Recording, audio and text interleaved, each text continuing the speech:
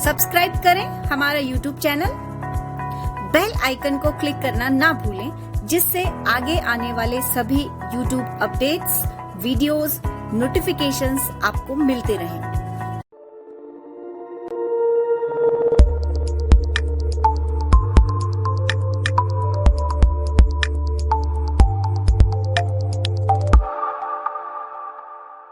नमस्कार मित्रों, मैं हूं राघव प्रकाश। जयपुर में दो कॉलेज हैं, परिष्कार college of global excellence Hindi medium का कॉलेज है और परिष्कार इंटरनेशनल कॉलेज इंग्लिश मीडियम का कॉलेज है। मैं उन दोनों के साथ जुड़ा हुआ हूं, उन्हीं का डायरेक्टर हूं। और परिष्कार कॉलेज की एक खास पहल है जो आपके काम की है, उसके बारे में आपसे बात करने जा रहा हूं। देखो, अभी क्या हुआ, कोरोना की वजह से हमारे माध्यमिक शिक्षा बोर्ड की कुछ परीक्षाएं अभी बाकी हैं, अभी हुई नहीं है। कुछ तो आप दे चुके, लेकिन कुछ परीक्षाएं बाकी हैं। और वे बाकी कौन कौन सी हैं? और निश्चित रूप से कुछ, ये जो कोरोना लॉकडाउन है खत्म होने वाला है, और खत्म होने के बाद में आपकी बोर्ड की परीक्षाएं वे होंगी और आप उनकी अभी तैयारी कीजिए। आप तैयारी करेंगे इन्हीं दिनों तो निश्चित रूप से काफी समय मिल गया है और अभी और समय है, आपके बहुत अच्छे मार्क्स आएंगे इन खासतौर से इन पेपर्स में। देखो कौन कौन सी परीक्षाएं बाकी हैं आपकी। अभी जो विज्ञान वर्ग के विद्यार्थी हैं, +2 के 12वीं के, उनकी बात है, उनका गणित का बहुत महत्वपूर्ण विषय का पेपर बाकी है। अभी मैथमेटिक्स का पेपर बाकी है। और जो आर्ट्स वर्ग के बच्चे, उनका भूगोल जो बहुत ही पॉपुलर कॉमन सब्जेक्ट है, और जो आर्ट्स वाले बच्चे फिर आगे के बीए में भी इस सब्जेक्ट को लेते हैं, तो भूगोल बाकी है। और उनका हिंदी साहित्य और इंग्लिश लिटरेचर, ये दोनों भी बहुत पॉपुलर सब्जेक्ट हैं, और हिंदी साहित्य और इंग्लिश लिटरेचर ये भी आपको बाकी है। तो देखिए, आपकी गणित बाकी है, भूगोल बाकी है, हिंदी साहित्य और इंग्लिश लिटरेचर बाकी है।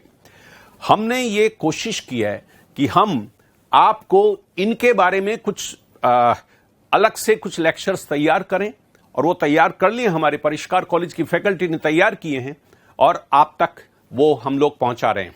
मैं फिर से आपको बता दूं कि परिष्कार कॉलेज ऑफ ग्लोबल एक्सीलेंस ये हमारा पहला कॉलेज है मित्रों, और ये हिंदी माध्यम के बच्चे पढ़ते हैं। ये शिप्रा पथ मानसरोवर जयपुर में है, और इसमें जो कोर्सेज चलते हैं वो कोर्सेज चलते हैं बीए, बीएससी, बीसीए, बीकॉम, और पोस्ट ग्रेजुएशन में एमए, एमकॉम और एमएससी, सभी सब्जेक्ट्स में एमएससी, ये कोर्सेज हमारे चलते हैं। लेकिन खास जो इस कॉलेज की खूबी है वो ये है कि यहां कॉम्पिटिशन्स की फ्री तैयारी होती है, और ये पिछले 12 वर्ष से हम लोग काम कर रहे हैं। 12 वर्ष से कॉलेज कॉम्पिटिशन्स की फ्री तैयारी कर रहा है। और तैयारी किस किस की? आईएएस की, आरएस की, SSC, NDA, bank, LDC, police, sub inspector, accountant, पटवार, कांस्टेबल, इनकी तैयारी होती है। और ये तैयारी रोज 2 घंटे एक्स्ट्रा क्लास चलती है फ्री, जिसमें मैथमेटिक्स, रीजनिंग, जनरल साइंस, इसी प्रकार से जनरल स्टडीज, इन अलग सब्जेक्ट्स की तैयारी होती है। और ये सब कहीं कहीं सब परीक्षाओं में काम में आते हैं। मित्रों, जो दूसरा कॉलेज है वह है परिष्कार इंटरनेशनल कॉलेज। ये जो इंटरनेशनल कॉलेज है मित्रों, ये इंग्लिश मीडियम का है, और ये विजयपथ मानसरोवर में ही, इसी कॉलेज से, हिंदी मीडियम के कॉलेज से 1.5 किलोमीटर दूर विजयपथ पर मानसरोवर जयपुर में ये दूसरा कॉलेज है। बस इसमें केवल 3 कोर्सेज चलते हैं इंग्लिश मीडियम के, या इंग्लिश मीडियम से पढ़ाई होती है, और इसलिए इंग्लिश मीडियम के जो बच्चे हैं वो इसमें एडमिशन लेते हैं। तो इसमें बीए, बीएससी, बीकॉम ये तो कराते हैं सब, दोनों कॉलेजेस राजस्थान यूनिवर्सिटी से एफिलिएटेड हैं। लेकिन उसके साथ साथ हम कॉम्पिटिशन की वही फ्री तैयारी कराते हैं। और ये तैयारी भी IAS, RS, SSC, NDA, bank, ये सब के सारे कंपटीशन हिंदी मीडियम वालों को भी तैयारी कराते हैं और इंग्लिश मीडियम वालों को भी तैयारी कराते हैं।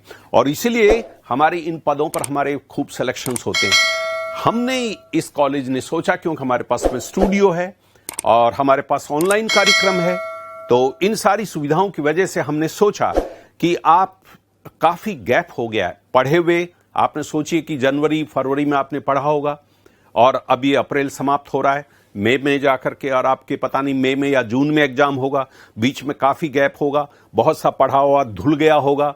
इसलिए आपके उस पढ़ाई को रिफ्रेश करने के लिए हमने देखो फिर से इन सब्जेक्ट्स पर आपके लेक्चर तैयार किए हैं और वो लेक्चर्स आपके पास हैं। साइंस वाले बच्चे गणित को पढ़ सकते हैं, गणित इंपॉर्टेंट सब्जेक्ट है और गणित में बिल्कुल बहुत ही शानदार लेक्चर्स अंकिता जी के द्वारा तैयार किए गए। इसी प्रकार से भूगोल और हिंदी साहित्य और इंग्लिश लिटरेचर, इन पे भी ये कला वर्ग के बच्चों के लिए हमने तैयार किए। मित्रों देखो, हमारी गणित के लिए अंकिता शर्मा, और इन्होंने गणित का मॉडल प्रश्न पत्र तैयार किया है और हमने ये कोशिश की है कि जो परीक्षा आपके आने वाली है वो प्रश्न आपके इस मॉडल प्रश्न पत्र में मिल जाएं। और इसलिए जो बच्चा इस मॉडल प्रश्न पत्र से गुजरेगा निश्चित रूप से अपने उस पेपर में बहुत अच्छा कर पाएगा, मैथमेटिक्स में बहुत अच्छा कर पाएगा। इसलिए आप इस मॉडल प्रश्न पत्र से गुजरिए, हमारे मैथमेटिक्स वाले स्टूडेंट्स को बहुत फायदा होगा। इसी तरह से कला वर्ग के लिए जो आर्ट्स के बच्चे हैं वो इंग्लिश में रितु चौधरी जी ने तैयार किए हैं और वो पोइट्री कॉम्प्रिहेंशन, कैसे पोइट्री को समझ करके कैसे समझना, उस पर प्रश्न आते हैं। इसलिए पोइट्री कॉम्प्रिहेंशन बहुत डिफिकल्ट टॉपिक है, लेकिन उस डिफिकल्ट टॉपिक को भी रितु जी ने जिस तरह से प्रस्तुत किया है वो आपको मदद करेगी। ऐसे ही कला वर्ग में भूगोल के लिए डॉक्टर मनोज कुमार सैनी, मनोज कुमार सैनी जी ने, ये बहुत भूगोल के बहुत अच्छे टीचर हैं और इन्होंने भूगोल का मॉडल प्रश्न पत्र हल किया है। खासतौर से पिछली परीक्षाओं में कैसे प्रश्न आते रहे हैं उनको ध्यान में रख करके मॉडल प्रश्न पत्र इसका भी प्रस्तुत किया है। और कला वर्ग के हिंदी के विद्यार्थियों के लिए डॉक्टर किरण शर्मा ने उन्होंने आधुनिक काल के 2 लेक्चर तैयार किए। आधुनिक काल आपके पाठ्यक्रम में है हिंदी ऑप्शनल के बच्चों के लिए, और उन्होंने 2 तैयार किए हैं। और एक खुद मेरा भी एक लेक्चर है जो गुण, दोष, अलंकार और छंद पर है आपके पाठ्यक्रम के अनुसार। ये चारों बहुत टेक्निकल सब्जेक्ट हैं और आप अगर मेरे लेक्चर को पढ़ेंगे तो ये चीजें बहुत स्पष्ट हो जाएंगी। तो मित्रों, हमें चाहते हैं कि आप इन लेक्चर्स को बार बार पढ़ें। एक बार पढ़ेंगे काफी कुछ समझ में आ जाएगा, 50, 60, 70% समझ में आएगा। दोबारा पढ़ेंगे 90-95% आ जाएगा। तीसरी बार पढ़ेंगे बिल्कुल क्लियर हो जाएगा।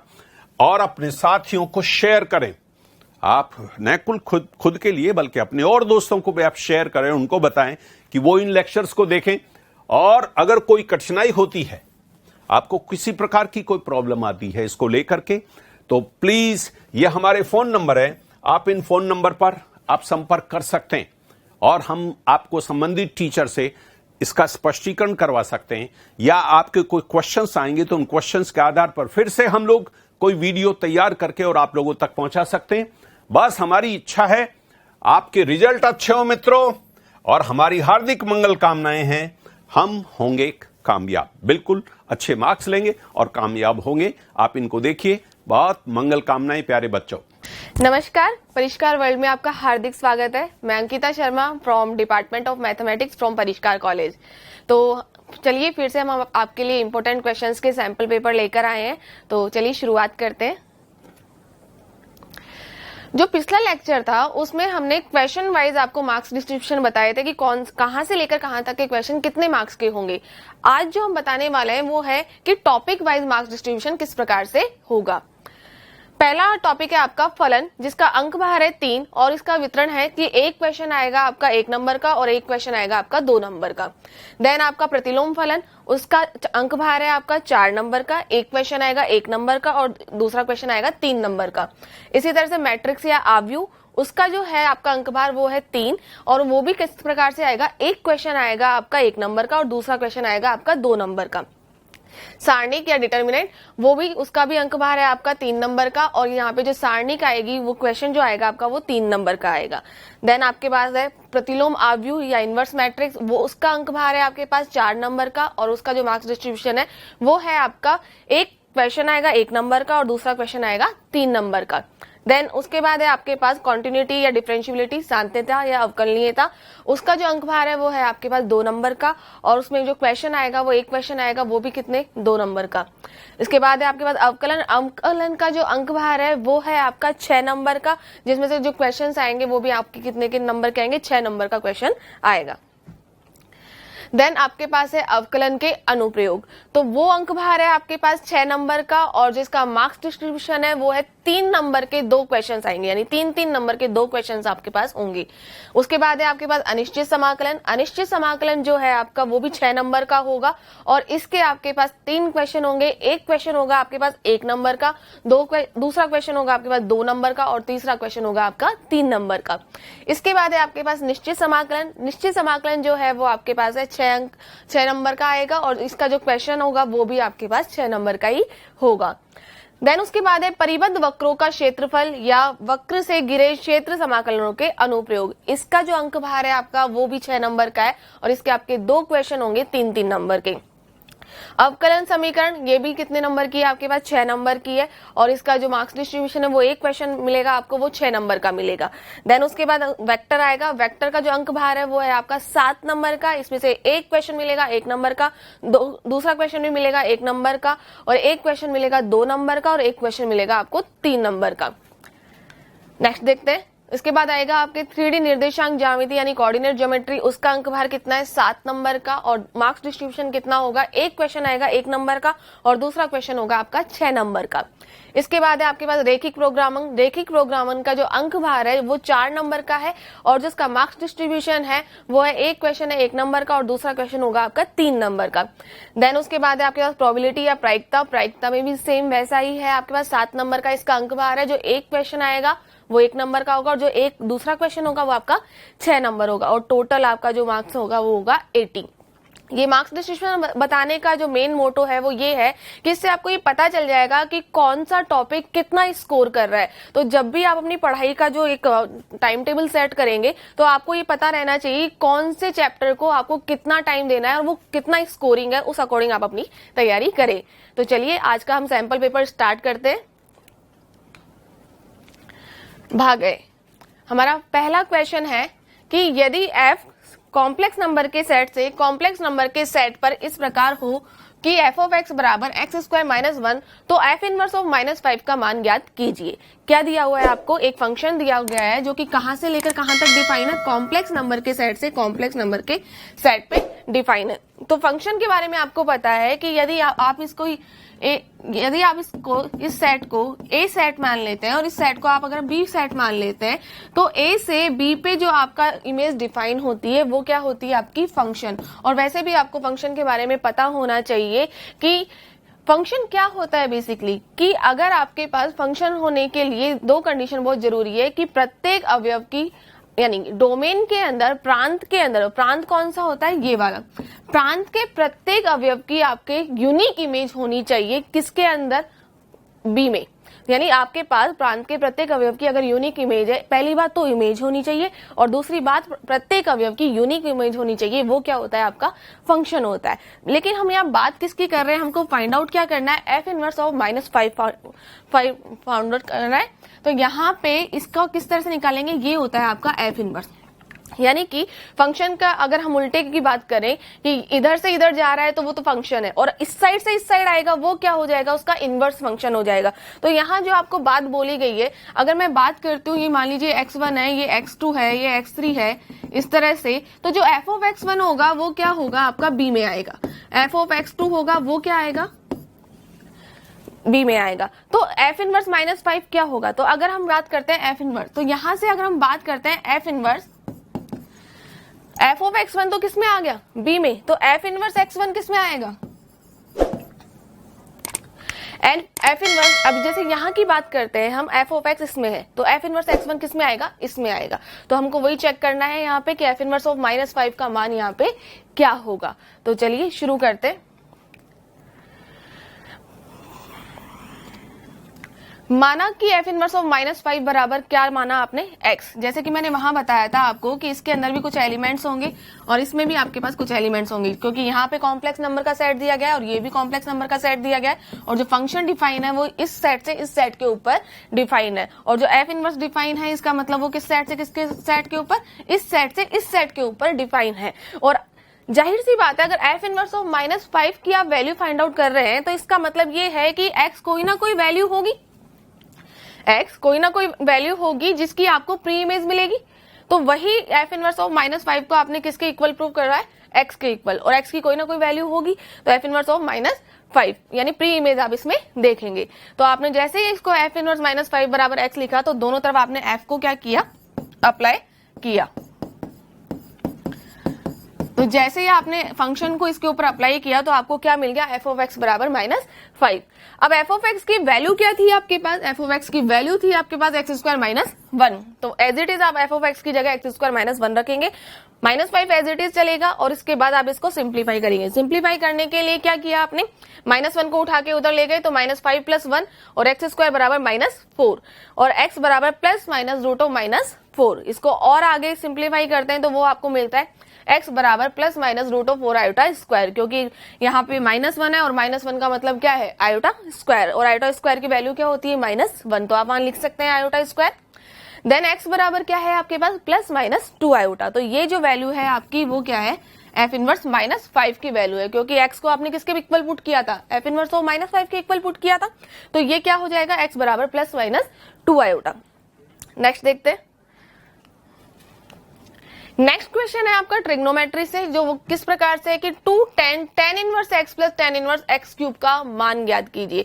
यानी आपको ये क्वेश्चन दे दिया गया है और आपसे पूछा गया है कि इसकी वैल्यू क्या होगी। तो देखिए, सबसे पहले आप क्वेश्चन को लिखेंगे, और क्वेश्चन लिखने के बाद फॉर्मूलाज की अगर हम बात करते हैं तो ट्रिग्नोमेट्री में कुछ फॉर्मूलाज होते हैं, उन फॉर्मूलाज के आप चार्ट बना के उन्हें याद कीजिए। अगर आपको सारे फॉर्मूलाज याद हैं तो आपको क्वेश्चन करने में बहुत आसानी होगी, और आपको तुरंत दिमाग में क्लिक कर लेगा कि कौन सा फॉर्मूला कौन सी जगह अप्लाई होगा। जैसे कि आपको देखते ही पता चल जाएगा कि यहाँ पे tan inverse x plus tan inverse x³ दे रखा है, तो यहाँ पे जो फॉर्मूला अप्लाई होगा वो होगा tan inverse a plus tan inverse b। ये वाला जो फॉर्मूला होगा वो यहाँ पे अप्लाई होगा, और वो किसके बराबर होता है, a प्लस b 1 minus ab tan inverse, ये इसके बराबर होगा। तो देखिए कि जैसे ही आपने इसको रखा कि यहाँ पे x की जगह क्या है, यहाँ पे a की जगह क्या है x, और b की जगह क्या है यहाँ पे x³, तो यहाँ क्या हो गया, tan inverse x plus x³ upon 1 minus x4। ये जो फॉर्मूला है वो हमने यहाँ अप्लाई किया है। अब नेक्स्ट स्टेप में देखेंगे कि यहाँ पे आ रहा है आपका tan और यहाँ आ रहा है आपका tan इनवर्स, यानी कि किसी भी फंक्शन के ऊपर उसके इनवर्स फंक्शन को अप्लाई कर रहे हैं तो आपको वो एक दूसरे से कैंसिल हो जाएंगे, और आपके पास जो अल्टीमेटली आ रहा है वो क्या आ रहा है, x plus x³ upon 1 minus x4। इसको और सिंप्लीफाई कर लेंगे हम, तो x को कॉमन लिया आपने और यहाँ से आपको क्या मिला, 1 plus x² upon 1 minus x4। अब यहाँ ध्यान से देखेंगे ये जो टर्म बन रही है वो a² माइनस b² की टर्म बन रही है, और इसको कैसे ओपन करते हैं, a plus B into a minus b, इस तरह इसको ओपन करते हैं। तो अब नेक्स्ट देखते हैं हम स्टेप में, 2x 1 plus x² upon 1 minus x², 1 plus x², इसको फैक्टराइजेशन कर दिया इसका, यहाँ से 1 प्लस x² से कैंसिल हो जाएगा, तो बचेगा क्या अपने पास, 2x अपॉन 1 माइनस x²। तो इस तरह से हमारा ये जो क्वेश्चन है वो सॉल्व होता है, और हमारे पास जो ये आंसर आता है। नेक्स्ट क्वेश्चन देखते हैं हम। नेक्स्ट क्वेश्चन है हमारा, एक मैट्रिक्स दी गई है आपको, जो मैट्रिक्स है वो किस प्रकार से है, 2 क्रॉस 2 की मैट्रिक्स है, और इसमें क्या बोला गया है कि यदि a बराबर मैट्रिक्स 4 2 माइनस 1 1 हो तो a minus 2i dot a minus 3i का मान ज्ञात कीजिए। यानी कि एक मैट्रिक्स तो आपको दी गई है और दूसरा आपको पूछा गया है कि उस मैट्रिक्स का यूज करते हुए इसकी वैल्यू फाइंड आउट कीजिए। तो देखते हैं किस तरह करते हैं इसको। गिवन मैट्रिक्स आपने लिख ली है कि a बराबर मैट्रिक्स 4 2 माइनस 1 1, उसके बाद आपने क्या किया, a माइनस 2i की वैल्यू फाइंड आउट करेंगे। तो सबसे पहले आपको ये पता होना चाहिए कि i वहां पे क्या है। i बेसिकली वहां पे आइडेंटिटी मैट्रिक्स है, और आइडेंटिटी मैट्रिक्स किस तरह की होती है आपके पास, 1 0 0 1, और ये 2 क्रॉस 2 की आइडेंटिटी मैट्रिक्स है। क्योंकि आपको 2 क्रॉस 2 की मैट्रिक्स दी गई है तो यहाँ पे आप जो i का यूज करेंगे, आइडेंटिटी मैट्रिक्स का यूज करेंगे, वो भी आपकी 2 क्रॉस 2 की ही होगी। नेक्स्ट देखते हैं, अब जब a माइनस 2i आपने लिखा तो a तो क्या आएगा, एज इट इज आ जाएगा, 2 एज इट इज होगा यहाँ पे मल्टीप्लीकेशन के अंदर, और जो i का मान है वो है आपके पास 1 0 0 1। तो सबकी आपने वैल्यू पुट करी। अब बात करते हैं यहाँ पे हम 2 की।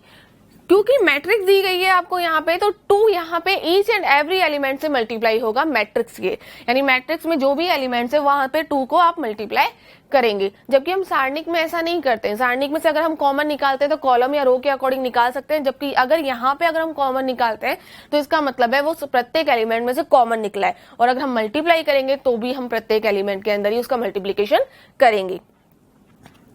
तो देखिए नेक्स्ट स्टेप के अंदर 4 2 -1 1 -2 × 1 2 0 0 2, तो वो चीज आपको मिल गई है यहाँ पे कि आपने 2 को मल्टीप्लाई किया तो वो सारे एलिमेंट से मल्टीप्लाई हुआ। अब क्या करना है आपको, मैट्रिक्स का सब्ट्रैक्शन करना है, यानी घटाव करना है।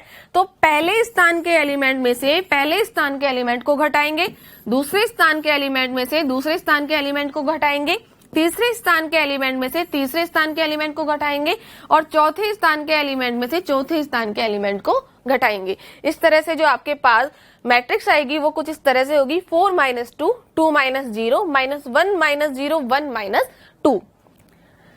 अब जो फाइनल आपके पास मैट्रिक्स आ रही है a - 2i की जो वैल्यू आएगी वो आएगी आपके पास 2 2 -1 -1। अब आपने a - 2i की वैल्यू तो निकाल ली, अब आपको निकालनी होगी a - 3i की वैल्यू। सेम उसी अकॉर्डिंग हम इसमें करेंगे जैसे हमने a - 2i की वैल्यू निकाली है।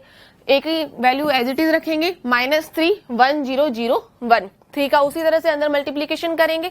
तो नेक्स्ट स्टेप में देखिए -3 0 0 3 उस तरह से मल्टीप्लीकेशन हुआ। अब सेम प्लेस में से सेम प्लेस वाले एलिमेंट्स को घटाएंगे, 4 - 3 2 - 0 -1 - 0 1 - 3। तो अब यहां से देखेंगे हमारा जो नेक्स्ट आता है a - 3i की जो वैल्यू है हमारे पास वो है 1 2 -1 -2। इस तरह से आपके पास a - 2i की वैल्यू भी आ गई और a - 3i की वैल्यू भी आ गई। और हमको वैल्यू किसकी फाइंड आउट करनी थी, a - 2i से जो हमें मैट्रिक्स प्राप्त हुई और a - 3i से जो हमें मैट्रिक्स प्राप्त हुई, उन दोनों का जो गुणनफल होगा वो इसका आंसर होगा।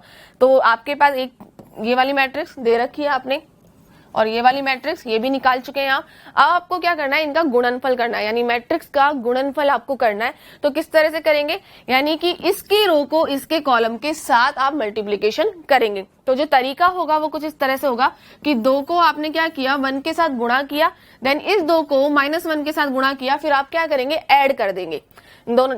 तो पहला जो हमारे पास आएगा, उसी तरह से अगर हम दूसरे की बात करें कि इस 2 को हम किससे गुणा करेंगे, इससे गुणा करेंगे, इस 2 को इससे गुणा करेंगे और उन दोनों को ऐड कर देंगे। तो यहाँ देखिए नेक्स्ट स्टेप जो बनेगी हमारी कुछ इस तरह से बनेगी कि 2 को आपने किससे गुणा किया, 1 से गुणा किया, तो क्या आया आपके पास 2। 2 को आपने किससे गुणा किया, -1 से किया, तो क्या आया आपके पास -2। दोनों को ऐड किया तो 2 + -2। देन उसके बाद आपने 2 को 2 से गुणा किया, कितना आया 4। 2 को -2 से गुणा किया, कितना आया -4। आपने ऐड किया, फिर उसको -1 को 1 से गुणा किया, -1, और -1 को -1 से गुणा किया, कितना आया +1। उसके बाद आपने सेम उसी तरह से अप्लाई किया, -1 × 2 -2 -1 -2 +2। तो इस तरह से आपको क्या मिला, इसका गुणनफल करने के बाद जो मैट्रिक्स मिली वो इस तरह से मिली। नेक्स्ट देखेंगे, अब आपने जब इसको सॉल्व किया तो सॉल्व करने के ऊपर आपको 0 मैट्रिक्स प्राप्त हुई, क्योंकि देखिए खुद ही आप 2 + -2 0, देन उधर भी 0, इधर भी 0, इधर भी 0। तो ये जो मैट्रिक्स प्राप्त हुई है वो आपको 0 मैट्रिक्स प्राप्त हुई है। और इस तरह से आपके पास a - 2i dot a - 3i की जो वैल्यू है वो कितनी क्या है, 0 मैट्रिक्स। 4th नंबर का जो क्वेश्चन है हमारा वो है कि यदि a बराबर 1 - 1 2 3 हो तो a इनवर्स ज्ञात कीजिए। मतलब ये भी मैट्रिक्स का ही क्वेश्चन है आपके पास, और आपको मैट्रिक्स किस तरह की दी गई है, 2 × 2 की मैट्रिक्स दी गई है, और आपको कहा गया है कि अगर आपके पास a है तो a इनवर्स ज्ञात कीजिए। सेम वही चीज वापस रिपीट होती है यहाँ पे कि अगर आपको यही पता नहीं है कि a इनवर्स फाइंड आउट करने का फॉर्मूला क्या है तो आप किस तरह से इसको फाइंड आउट करेंगे। तो a इनवर्स फाइंड आउट करने का जो फॉर्मूला है आपके पास वो होता है adjoint of a upon determinants of a। अगर आपको a इनवर्स फाइंड आउट करना है तो ये दोनों वैल्यूज आपको पता होनी चाहिए, और ये दोनों वैल्यूज कहां से निकलेंगी आपकी, a से आपको ये दोनों वैल्यू निकालनी आनी चाहिए, और उसके बाद इसमें वैल्यू पुट कीजिए, आपका a इनवर्स फाइंड आउट आप कर सकते हैं। तो देखिए किस तरह से करेंगे हम इसे फाइंड आउट। मैंने कहा था आपको कि आपको a इनवर्स फाइंड आउट करने के लिए 2 चीजें होनी चाहिए आपके पास, एडजॉइंट ऑफ a और दूसरी होनी चाहिए डिटर्मिनेंट ऑफ ए। तो डिटर्मिनेंट ऑफ ए निकाला गया है यहाँ पे, और वो किस तरह से निकालते हैं 2x2 की मैट्रिक्स में कि इस वाले एलिमेंट को इस वाले एलिमेंट के साथ मल्टीप्लाई करेंगे और इस वाले एलिमेंट को इस वाले एलिमेंट के साथ मल्टीप्लाई करके आपस में सब्ट्रैक्शन करेंगे। तो वही चीज करिए, 1 को जब आपने 3 से गुणा किया तो कितना मिला आपको 3, बीच में माइनस आएगा, और उसके बाद 2 को आपने किससे गुणा किया -1 के साथ किया तो वो कितना आया -2। तो जो डिटर्मिनेंट ऑफ ए की वैल्यू है वो कितनी है आपके पास 3 + 2 = 5। तो इसी तरह से आप एडजॉइंट ऑफ ए निकालेंगे। एडजॉइंट ऑफ ए निकालने का जो तरीका है 2x2 की मैट्रिक्स में वो कुछ इस तरह से है कि इस प्लेस वाले एलिमेंट को इस प्लेस वाले एलिमेंट के साथ इंटरचेंज कर देंगे, यानी कि ये दोनों एक दूसरे की जगह पे आ जाएंगे, ठीक है। और जो ये वाला एलिमेंट और ये वाला एलिमेंट है इनके साइन चेंज कर देंगे। तो जो एडजॉइंट ऑफ ए है उसको निकालने का तरीका ये है आपके पास, देखिए इसके अंदर जैसे ये वाला एलिमेंट था, इसको इसकी जगह लेकर आए और इसको इसकी जगह लेकर आए। तो यहाँ पे क्या मिला आपको, 1 की जगह 3 आ गया और 3 की जगह क्या आ गया आपके पास 1 आ गया। और मैंने कहा था इनके साइन चेंज होंगे, तो साइन चेंज करने के लिए क्या किया यहाँ पे, -1 की जगह तो कितना हो गया 1 और -2 की जगह कितना हो गया 2। तो ये किसकी वैल्यू आ गई आपके पास, एडजॉइंट ऑफ ए की वैल्यू आ गई। अब कुछ नहीं है, सिर्फ ए इनवर्स की वैल्यू निकालनी है, तो आपको एडजॉइंट ऑफ ए की वैल्यू रखनी है और डिटर्मिनेंट ऑफ ए की वैल्यू रखनी है। तो हमने वो वैल्यू रखी। आप चाहे तो इसको अंदर डिवाइडेशन भी कर सकते हैं। तो जो नेक्स्ट स्टेप होगा तो वो होगा आपका 3/5 1/5 -2/5 1/5। ये आपका आंसर था। नेक्स्ट क्वेश्चन है हमारा, integration of cos log x upon x dx का मान ज्ञात कीजिए। यानी कि आपके पास क्या है, एक इंटीग्रेशन का क्वेश्चन दिया गया है। अब इंटीग्रेशन में सबसे मेन बात ये है कि आपको ये पता होना चाहिए कि कौन से टर्म के अंदर आपको कौन से चीज को आप t के बराबर सब्स्टिट्यूट करें कि आपको वो उसका डिफरेंशिएशन मिल जाए। तो इसी तरह से आप यहाँ देखेंगे कि जैसे हमारे पास log x है, अगर हम क्या log x को t के बराबर पुट करने पर हमें क्या उसका डिफरेंशिएशन मिल जाता है। तो देखिए, देखते हैं। log x बराबर आपने क्या किया, t के बराबर इसको पुट किया, तो इसका डिफरेंशिएशन जब करते हैं तो वो हमें क्या मिलता है 1/x dx। और क्या हमारे पास यहाँ पे इस तरह की कोई वैल्यू है 1/x dx है, तो 1/x dx का मान किसके बराबर हो जाएगा, dt के बराबर हो जाएगा। और जो अल्टीमेटली हमारे पास जो इंटीग्रेशन के अंदर टर्म आएगी वो कुछ इस तरह से होगी कि integration of cos t dt, और cos t dt का इंटीग्रेशन कितना होता है sin t, और वो है आपका समाकलन गुणांक, तो sin t प्लस c। तो इस तरह से आपके पास ये होगा।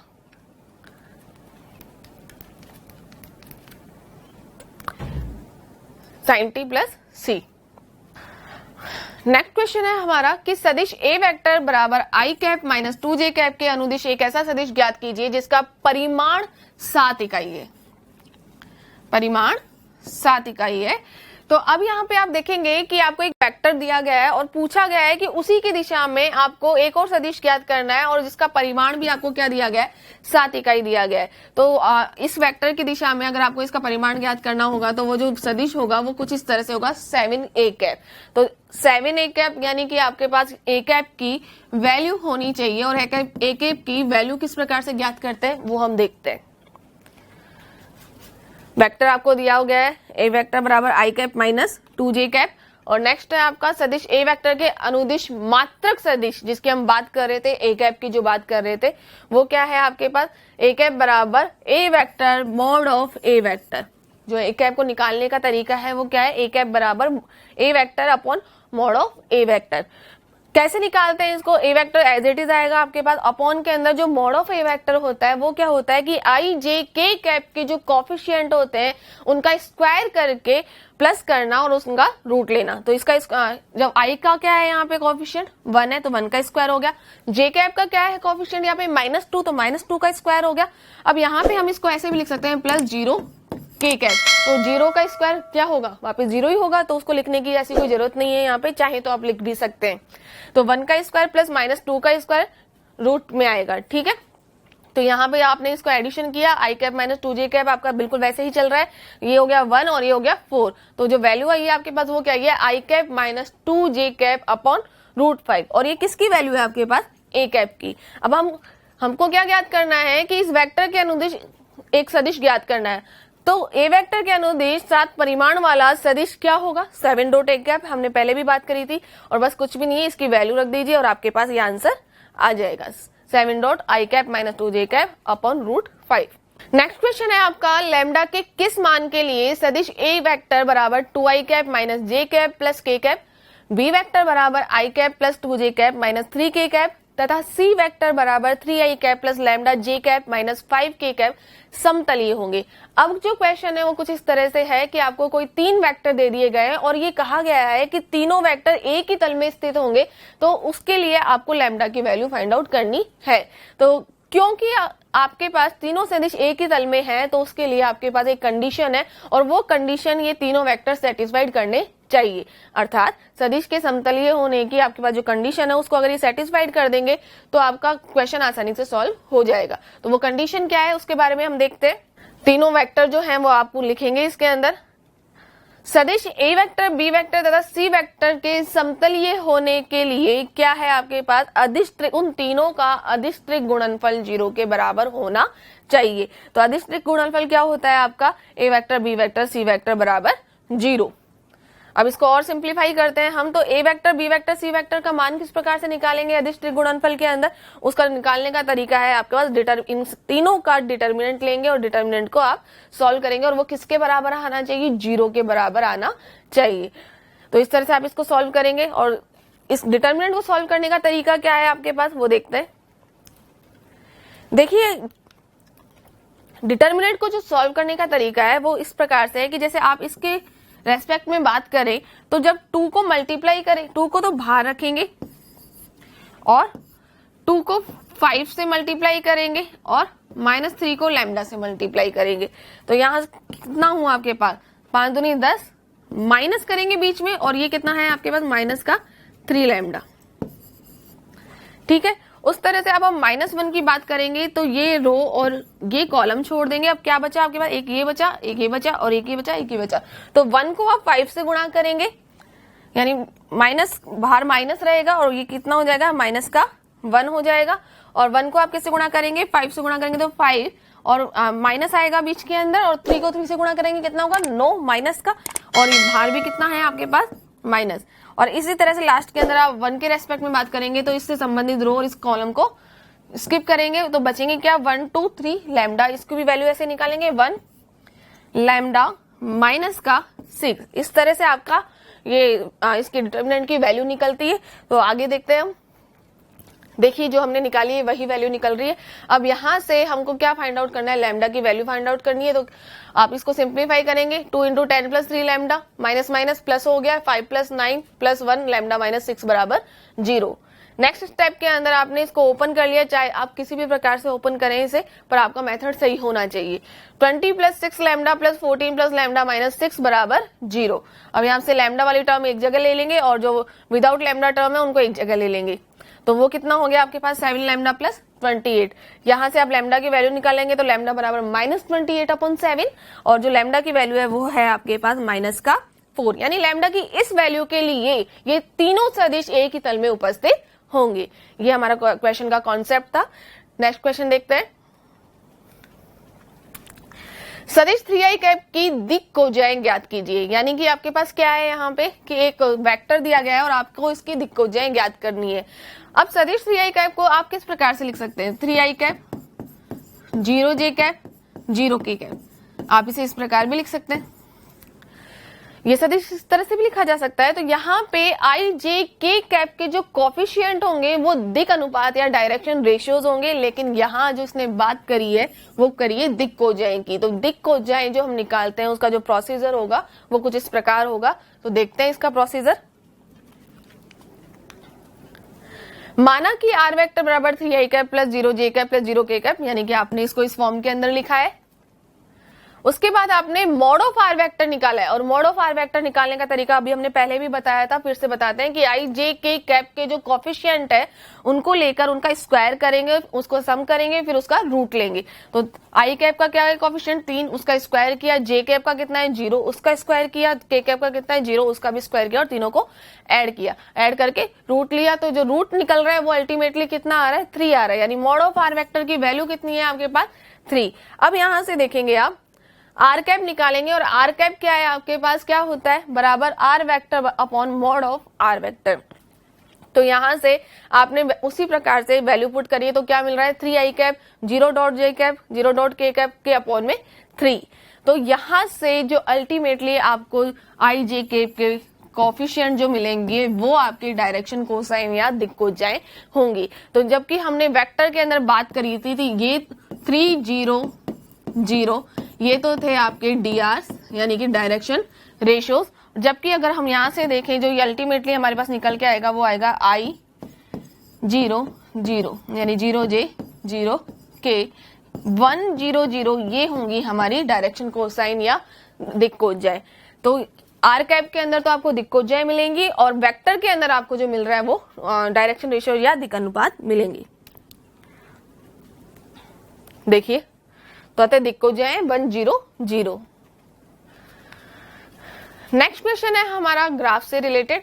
तो निम्न व्यवरोधों के अंतर्गत सुसंगत क्षेत्र उत्तर पुस्तिका में दर्शाइए। अब क्या है आपके पास x plus Y is less than equal to 50, 3x plus Y is less than equal to 90, x is greater than equal to 0 and y is greater than equal to 0। ये आपके पास है और इनके अकॉर्डिंग आपको एक ग्राफ ड्रॉ करना है और उसके अंदर आपको सुसंगत क्षेत्र बताना है कि वो सुसंगत क्षेत्र कैसा है। सबसे पहले आप क्या करेंगे, जो भी आपको समीकरण दी गई है उनको आप इक्वेशन फॉर्म के अंदर कन्वर्ट करेंगे और यहां से आपको पॉइंट्स फाइंड आउट करने हैं जिससे आप वो ग्राफ ड्रॉ कर सके। तो यहाँ x प्लस वाई बराबर 50, दूसरा है आपके पास 3x प्लस वाई बराबर 90। सबसे पहले तो आपकी जाहिर सी बात है जो इक्वेशंस आपको दी गई हैं वो लाइन की इक्वेशंस है, रेखाओं की इक्वेशन है। मतलब ये जो दोनों लाइंस दी गई है वो हमको इन दोनों लाइन एक दूसरे को कट कहाँ करेगी वो भी हमको पॉइंट निकालने पड़ेंगे। तो दोनों पॉइंट कहाँ, दोनों से आपको पॉइंट निकालने पड़ेंगे, वो आपके कहलाएंगे प्रतिच्छेदन बिंदु या इंटरसेक्शन पॉइंट। तो वो किस प्रकार से निकालेंगे देखते हैं।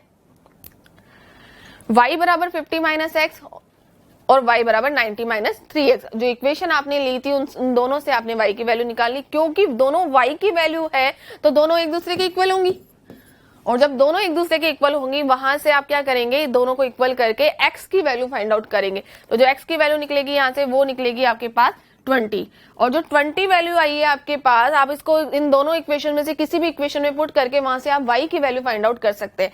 तो अल्टीमेटली जो आपके पास x और y के जो पॉइंट मिलेंगे वो मिलेंगे आपको x बराबर 20 और y बराबर 30। ये दोनों पॉइंट कौन से हैं, जहां पे दोनों रेखाएं एक दूसरे को कट करेगी या इन दोनों रेखाओं का प्रतिच्छेदन बिंदु के जो निर्देशांक होंगे वो आपके x बराबर 20 और y बराबर 30 होंगे।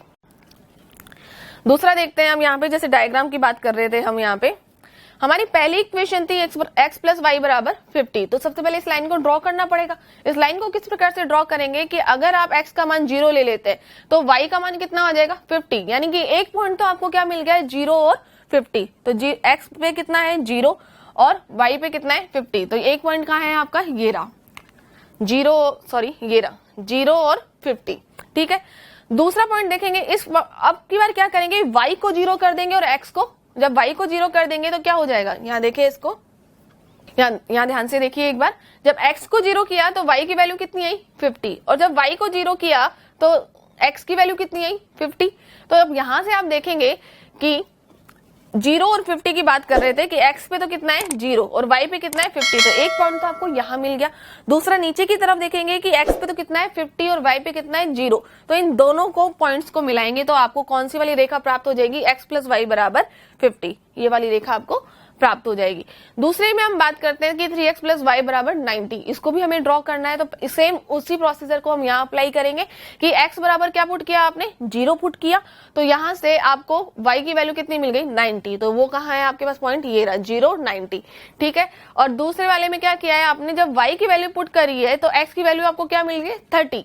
तो y पे कितना है, ये देखिए x पे 30 और y पे 0 है। तो ये एक पॉइंट ये मिल गया आपको और एक पॉइंट ये मिल गया। इन दोनों पॉइंट्स को आपने मिला दिया। अब जब दोनों रेखाओं को आप एक ड्रॉ कर रहे हैं तो आप देख रहे हैं एक पॉइंट ऐसा है जो दोनों के अंदर कॉमन है, यानी कि इंटरसेक्शन पॉइंट। तो जो इनका इंटरसेक्शन पॉइंट है वो क्या है, वो आपने अभी फाइंड आउट किया था 20 और 30। तो ये दोनों क्या है, इंटरसेक्शन पॉइंट है। अब आप ध्यान से देखें यहाँ पे कि आपकी जो x plus Y is less than equal to 50 था, क्या था, x plus Y is less than equal to 50 दे रखा था। तो जब x plus Y is less than 50 दे रखा था, इसका मतलब आपके पास जो एरिया होगा वो कौन सा होगा, ये वाला एरिया होगा।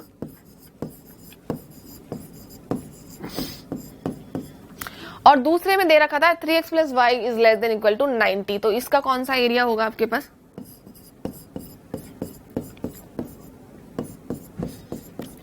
दूसरा दे रखा था आपको x is greater than equal to 0, वो कौन सा था आपका?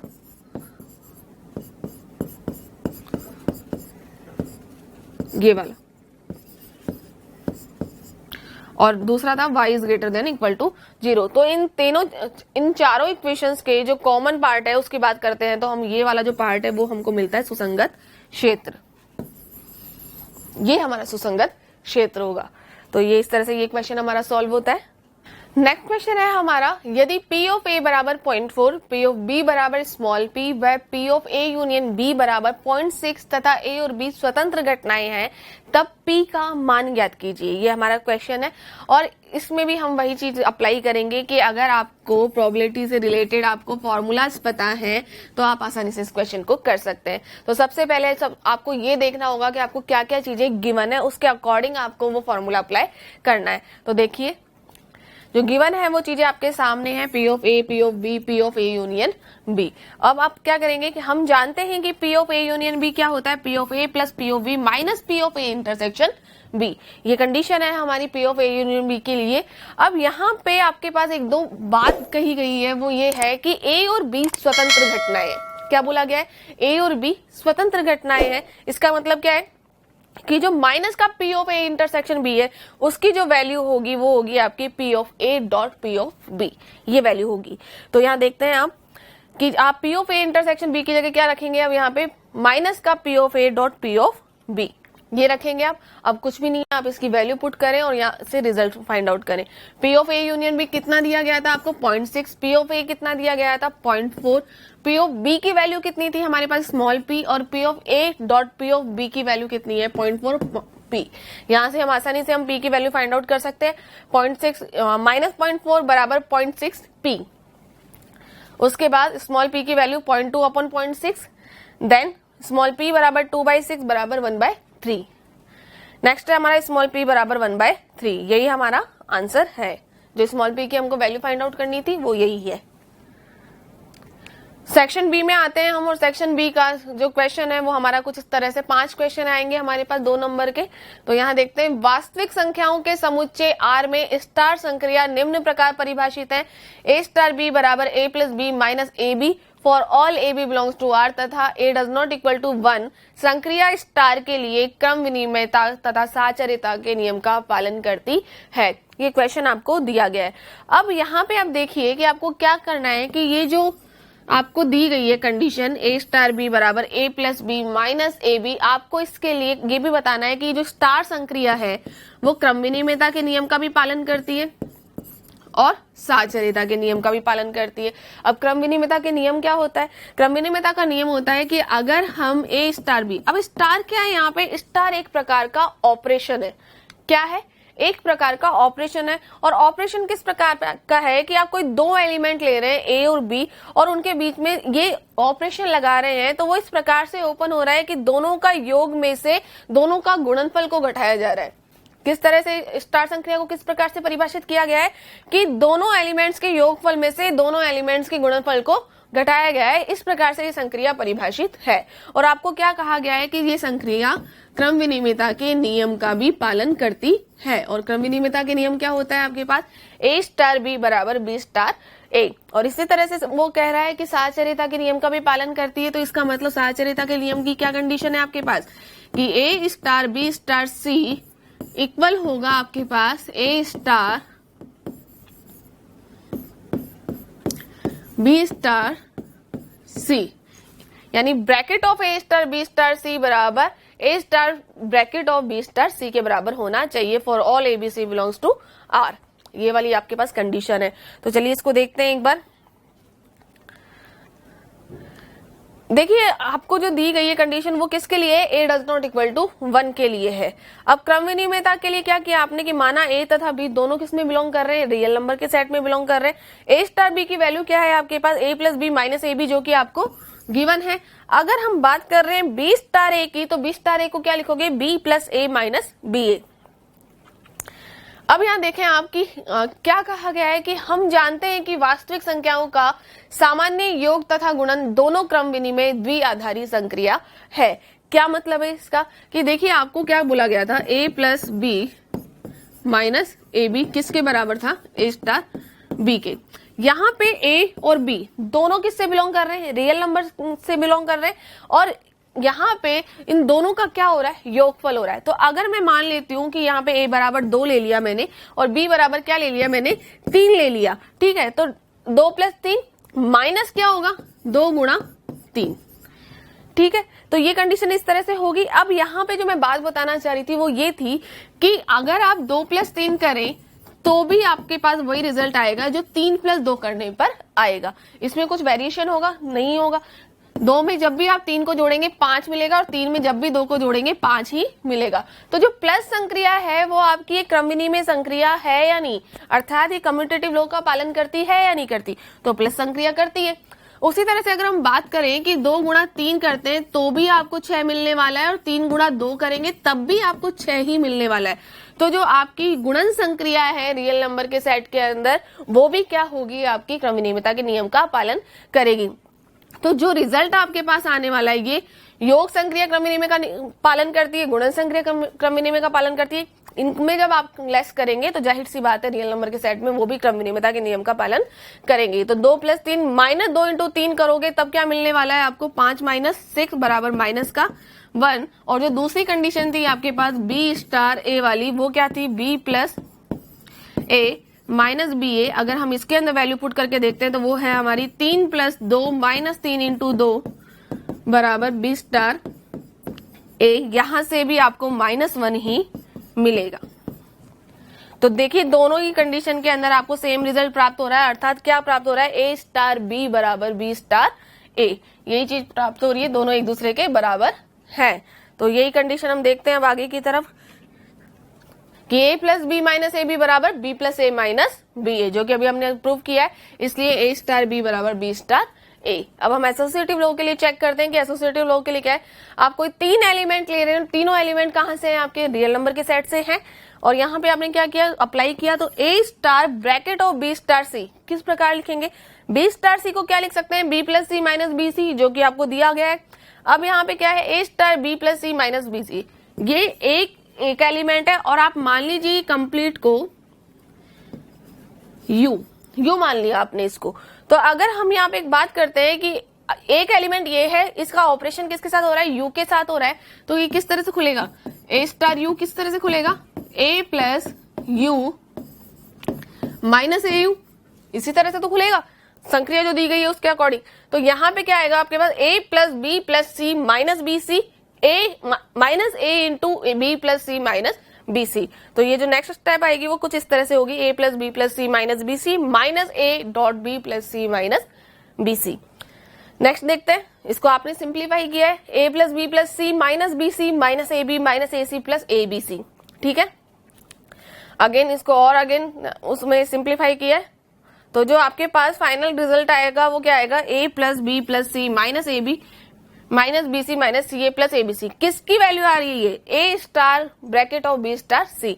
अगर ये वैल्यू आपकी A star B star C के बराबर आ जाती है तो इसका मतलब क्या होगा, एसोसिएटिव लॉ का पालन हो रहा है। तो देखते हैं नेक्स्ट स्टेप में हमारे पास ये है या नहीं। चूंकि आर पर योग और गुणन क्रम विनिमय तथा साहचर्य तथा गुणन योग के सापेक्ष वितरित होता है, इसलिए A star B star C बराबर A plus B minus A B star C. यहां देखेंगे हम कि सेम वहां पे हमने उसको यू लिया था, अगर हम यहाँ पे इसको यू ले लेते हैं यू स्टार सी, तो ये भी कैसे ओपन होगा, जैसे हमको ऑपरेशन में डिफाइन करा गया है। तो एक एलिमेंट आपका ये हो गया, पहले तो आपने इसको ओपन किया, वो क्या था आपके पास, A plus B minus A B star C. अब यहां देखते हैं, इसको यू माना आपने यू स्टार सी, तो इसको ओपन किया तो वो किस तरह से आएगा आपके पास, A plus B minus A B plus C minus A plus B minus A B dot C. ये उसी तरह से आएगा जिस तरह से हमको ऑपरेशन में डिफाइन करा गया है। अब इसका रिजल्ट क्या है हमारे पास, A plus B plus C minus A B minus B C minus A C plus A B C. समीकरण 1 तथा 2 से आप देखेंगे, दोनों को कंपेयर करेंगे दोनों इक्वेशन को, तो आप पाएंगे कि A star bracket of B star C बराबर bracket of A star B star C, दोनों इक्वल है। इसका मतलब ये एसोसिएटिव लॉ को भी पालन करती है। स्टार आर पर साहचर्य है। नेक्स्ट क्वेश्चन है हमारा, यदि matrix of 2x 3x plus Y minus X plus Z 3y minus 3p बराबर मैट्रिक्स ऑफ 4 5 माइनस 4 माइनस 3 हो तो x y z तथा स्मॉल p का मान ज्ञात कीजिए। देखिए यहां से आपको एक चीज पता चल जाएगी कि दोनों मैट्रिक्स एक दूसरे के इक्वल है। जो गिवन मैट्रिक्स है आपके पास वो इक्वल है। और मैट्रिक्स इक्वल कब होती है?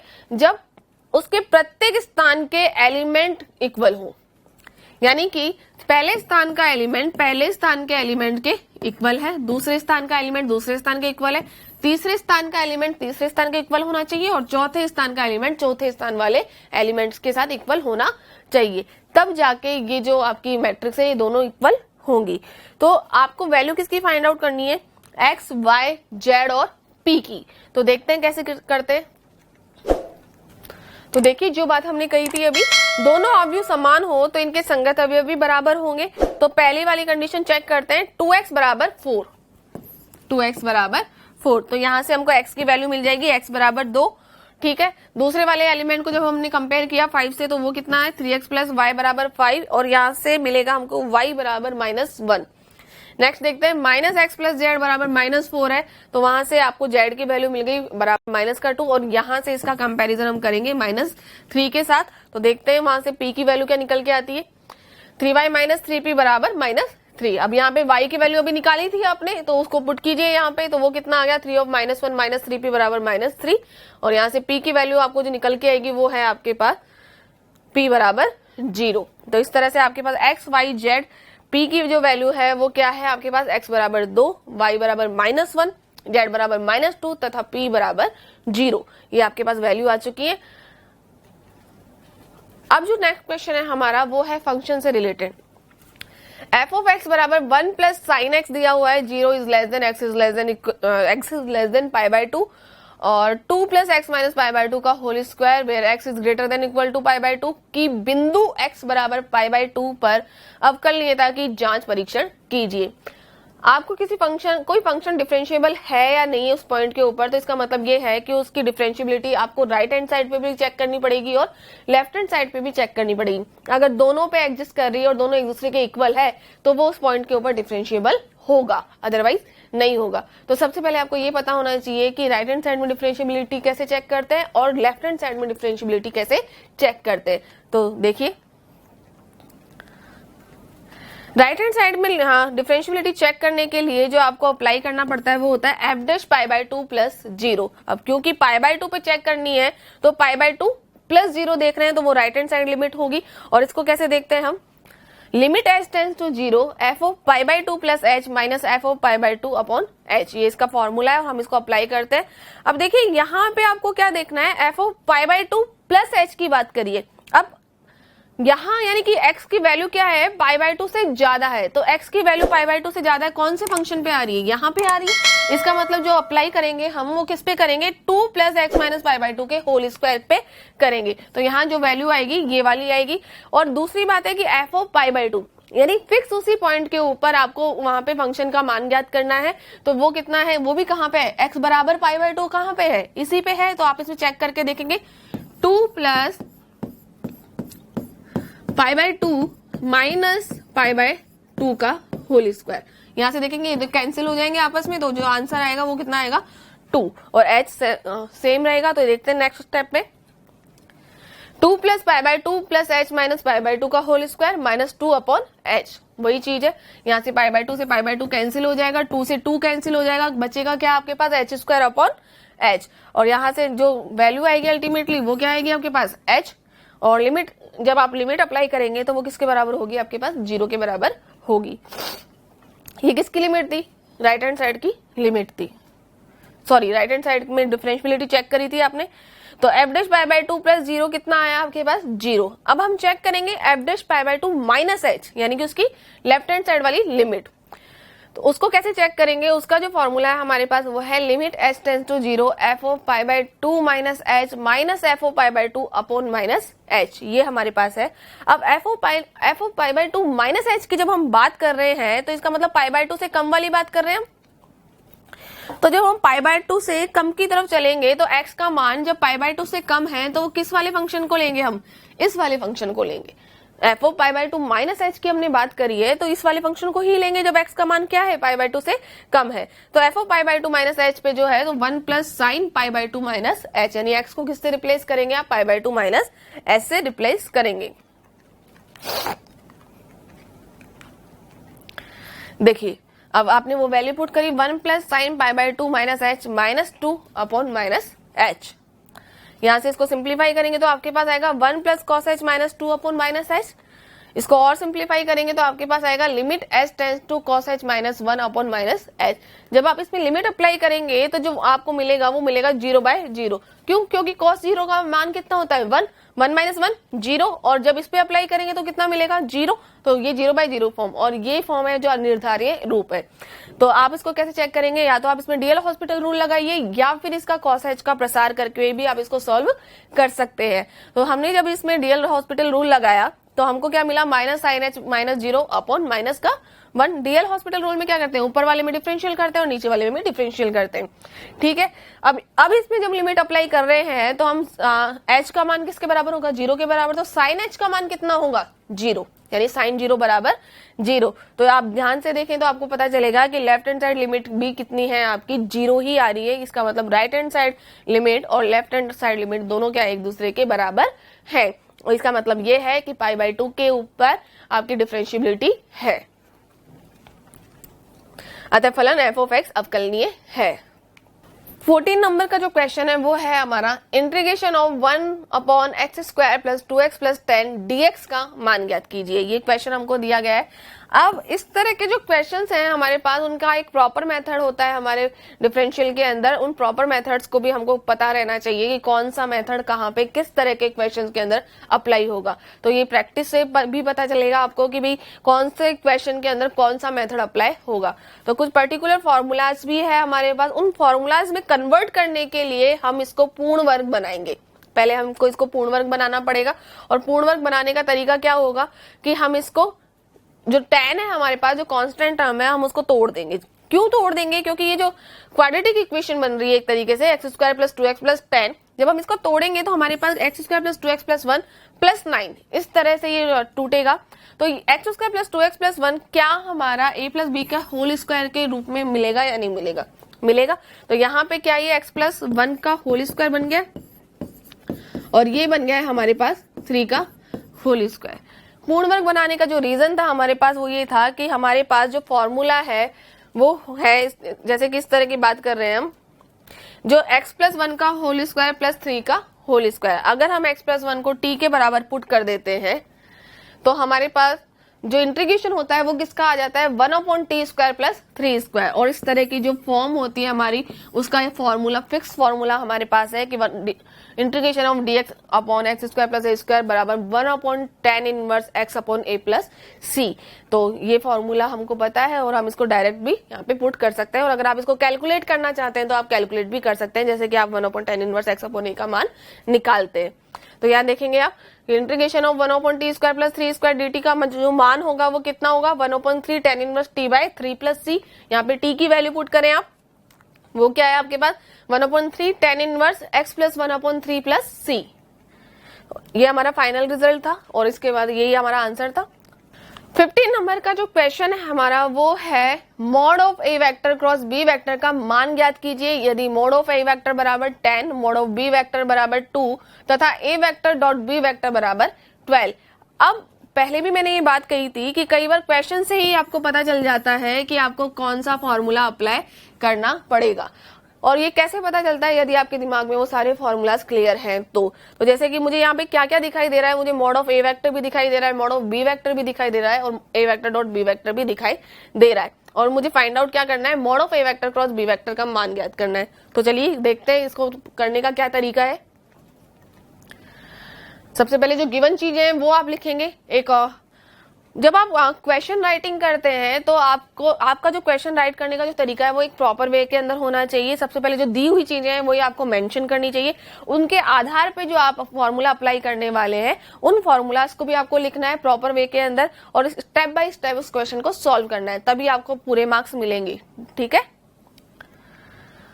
हम जानते हैं कि a vector cross B vector बराबर mod of A vector mod of B vector sine theta n cap. जो फॉर्मूला की बात करी थी मैंने वो ये फॉर्मूला है। अब यहां से देखेंगे आप कि आपको क्या दिया हुआ है, ए वेक्टर डॉट बी वेक्टर बराबर 12 ये दी गया है। अब ए वेक्टर डॉट बी वेक्टर का भी फॉर्मूला है आपके पास और वो फॉर्मूला क्या है, mod of A vector mod of B vector cos theta बराबर 12 ये फॉर्मूला है आपके पास। अब यहाँ पे आपको मॉड ऑफ ए वेक्टर की भी वैल्यू पता है, मॉड ऑफ बी वेक्टर की भी वैल्यू पता है, वैल्यू पुट कीजिए यहाँ पे तो वो वैल्यू है आपके पास 10 इंटू 2 कॉस थीटा बराबर 12 ये वैल्यू आपके पास आ जाएगी। यहां से आप देखेंगे कॉस थीटा बराबर 12/20 बराबर 3/5। अब कॉस थीटा की वैल्यू जब आपको मिल चुकी है 3/5 तो यहां से आप साइन थीटा की वैल्यू निकाल सकते हैं। कैसे निकालेंगे कि भाई sine square theta plus cos square theta कितना होता है 1। जब ये 1 के बराबर होता है तो साइन थीटा बराबर √1 माइनस कॉस स्क्वायर थीटा। यहां से वैल्यू निकल जाएगी आपकी, जब वैल्यू निकलेगी तो वो किसके बराबर होगी आपके पास √1 माइनस 3/5 का होल स्क्वायर। नेक्स्ट √1 माइनस 9/25 इसको और सिंप्लीफाई करेंगे तो √25 माइनस 9/25 और जो अल्टीमेटली जो क्वेश्चन का आंसर होगा वो होगा √16/25। साइन थीटा की जो वैल्यू होगी वो आपके पास आएगी 4/5 और आपको वैल्यू किसकी निकालनी थी, mod of A vector cross B vector बराबर mod of A vector mod of B vector mod of sine theta mod of N cap. अब मॉड ऑफ ए वेक्टर की वैल्यू आपको गिवन थी, मॉड ऑफ बी वेक्टर की value आपको given है, sine theta का मान आपने अभी निकाला है और वो एक यूनिट जो आपका मात्रक सदिश जो है मॉड ऑफ एन कैप वो उसका वैल्यू जो होगी वो होगी आपकी 1 तो वो है 10 इंटू 2 इंटू 4/5 इंटू 1 और जो क्वेश्चन का आंसर होगा वो होगा आपका mod of A vector cross B vector बराबर 16 ये इसका प्रॉपर आंसर होगा। तो स्टूडेंट्स आज की वीडियो में हम इतने ही क्वेश्चंस करेंगे, बाकी के बचे हुए क्वेश्चन हमारे नेक्स्ट वीडियो में करेंगे। तब तक आप लोग पढ़ते रहिए और आगे बढ़ने का प्रयास करते रहिए। धन्यवाद।